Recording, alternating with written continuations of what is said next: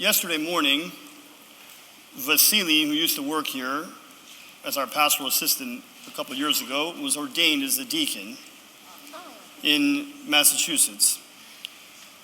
And as is the custom at an ordination, and we saw an ordination earlier this year, everyone screams out the word axios, worthy. And on the way to church this morning, I talked to another priest friend of mine. We speak frequently. And he told me that he went to a banquet last night for a priest who is retiring. And so he got a look at someone on the opposite end of ministry. And he spoke at the banquet, and he said to the priest, "Father, you began your ministry with people saying worthy. And as you end your active ministry, I want to use that word to say that you have been worthy these 40 years of your ministry."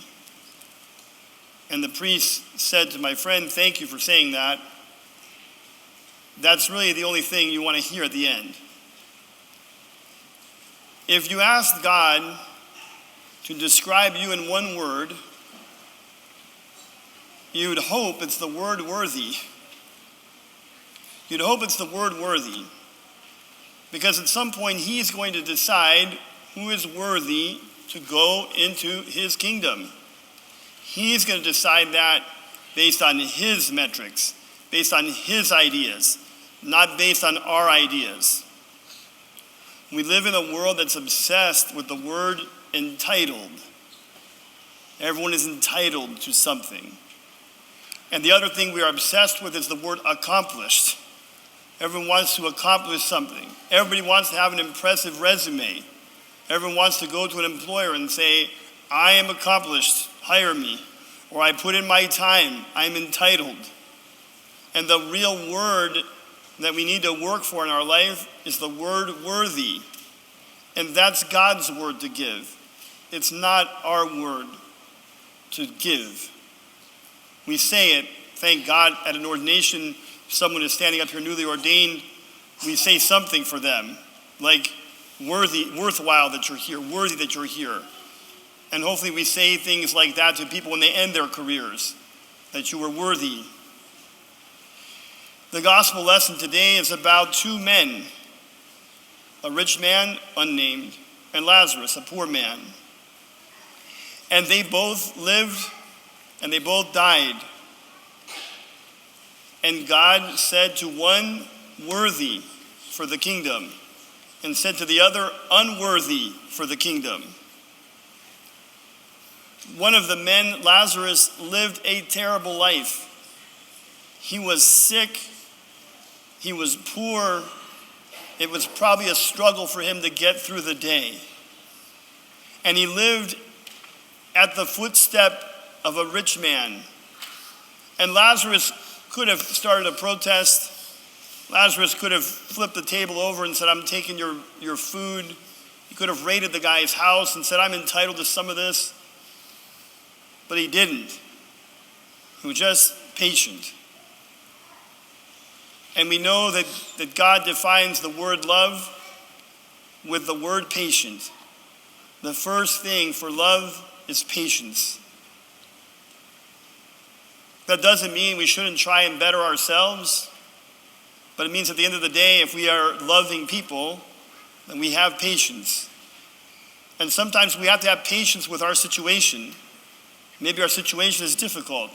Maybe our situation is not going to get better. Maybe we are just destined to be like this poor man, Lazarus, and to be challenged every day of our life. We're all going to relate to Lazarus at some point. At some point, everyone's going to be challenged for a period of their life. I hope it's not every day, but some people, it might be every day of your life. And then you have the rich man who did not go to hell because he was rich. He went to hell because he was indifferent. He was very accomplished. He was very successful. And he had opportunity to do something for this man that sat at his foot of his table. And the Bible is very clear. Jesus is very clear. Lazarus desired to be fed with the crumbs that fell from the table. All the rich man had to do was give the crumbs he wasn't going to eat anyway. And he couldn't even do that. And so they both died, and they went to meet God. And God said to one, worthy, and to the other, unworthy. And then in hell, the rich man looks up and sees Lazarus in the bosom of Abraham. Imagine Abraham being exponentially bigger than me. And imagine Abraham wearing a robe exponentially bigger than mine.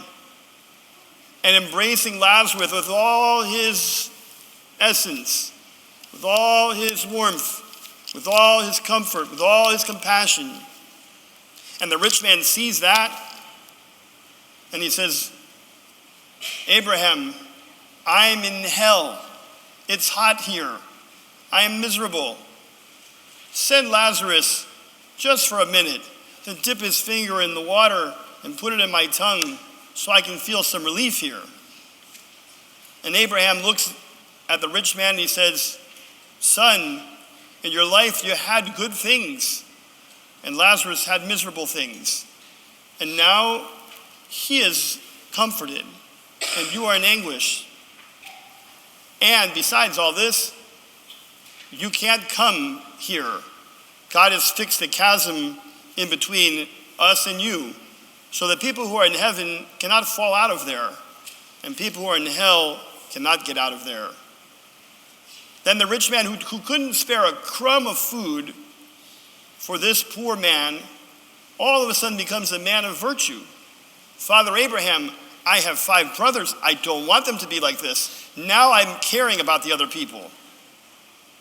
Send Lazarus to warn them. Again, he becomes the virtuous person he should have been in this life, and maybe looks up to Abraham and says, maybe you're going to throw me a worthy, even at the 13th hour. There's an expression with the hours. God takes people even at the 11th hour. The whole day has 12 hours. So the 13th hour is after the end of the day. And Abraham says, you're not going to come in at the 13th hour. God will take everybody up to the 11th hour. But once the hour is passed, once the day is passed, once the life is passed, then that's it. You can't get in there. So I just want to put this thought in your head about the word worthy, because we're working hard every day for some kind of an accomplishment. That might be a grade if you're in school. It might be some success, a trophy on the athletic field. It might be a resume if you're a college student. It might be a raise if you're working. It might be for retirement. We're all working to somehow feel accomplished. But the operative word in the eyes of God is the word worthy. All the accomplishments go nowhere if God does not say at the end of your life, worthy, worthy. And that's what he's going to say. One of 2 words for each of us, worthy or unworthy. And that's the lesson of the gospel today.